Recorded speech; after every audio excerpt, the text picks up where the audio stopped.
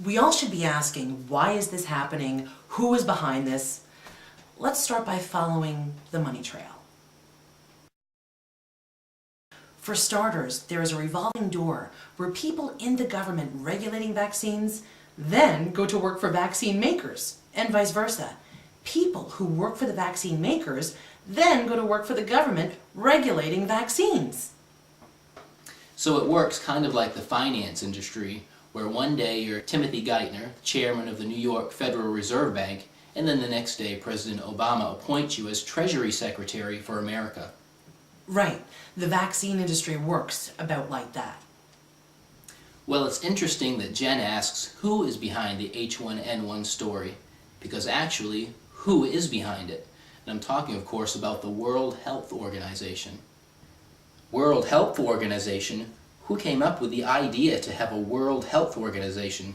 Did the people of the world decide we needed to have a World Health Organization? No. The World Health Organization is a spin-off of the United Nations. The United Nations? Whose idea was that? Did the people of the world decide to organize a United Nations? No. The United Nations was the brainchild of elite international banksters who wanted to use it as a tool to bring on a world bank, which they, of course, would control.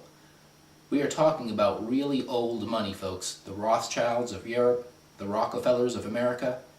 The United Nations was built on land donated by the Rockefellers. It was the Rockefeller Foundation that got the World Health Organization going.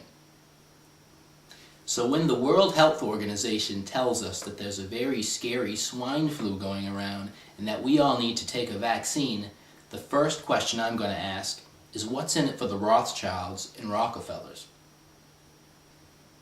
Novartis, one of the big H1N1 vaccine makers, was formed in the mid-1990s by merging two Rothschild-Rockefeller companies together.